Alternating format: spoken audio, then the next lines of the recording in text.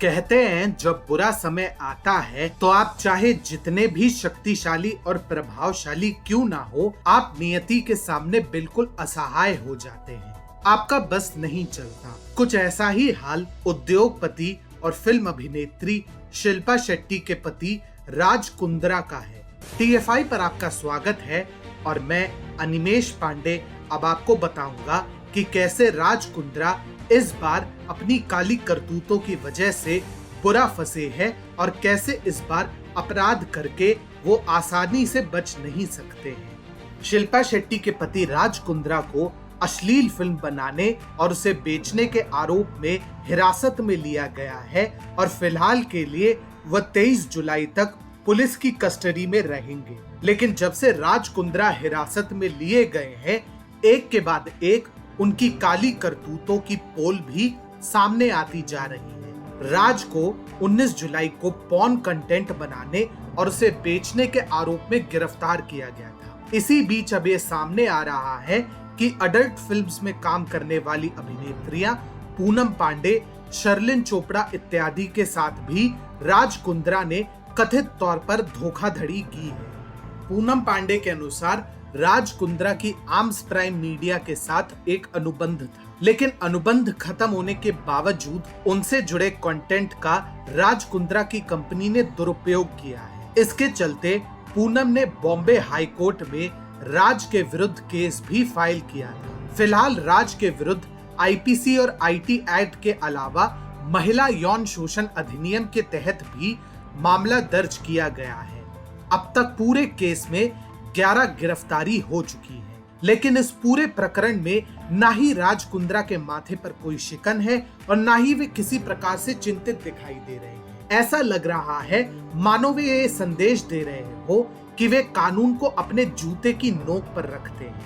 हो भी क्यों ना, वे इससे पहले भी भ्रष्टाचार से लेकर बिटकॉइन घोटाले जैसे कई संगीन आरोपों में नामजद किए जा चुके हैं, परंतु हर बार वे आश्चर्यजनक रूप से किसी न किसी तरह बच निकले हैं। हम मजाक नहीं कर रहे हैं। इससे पहले भी राज कुंद्रा कई मामलों में नामजद हो चुके हैं, लेकिन हर बार वह अपने आप को पाक साफ सिद्ध करने में कामयाब रहे हैं। IPL में उन पर सट्टेबाजी का आरोप लग चुका है, जिसके चलते क्रिकेट से जुड़ी किसी भी गतिविधि पे हिस्सा लेने पर उन पर आजीवन प्रतिबंध लगा दिया गया था। हालांकि राज को कथित तौर पर दिल्ली पुलिस से क्लीन चिट मिली, जिससे उसने इस निर्णय को सुप्रीम कोर्ट में 2018 में चुनौती दी और ये मामला अभी लंबित है। लेकिन मामला यहीं तक सीमित नहीं है। राज पर दाऊद इब्राहिम के सहयोगी इकबाल मिर्ची के साथ व्यापार करने और काले धंधों में लिप्त रहने का भी आरोप था, जिसके पीछे प्रवर्तन निदेशालय तक को जांच पड़ताल करनी पड़ी थी।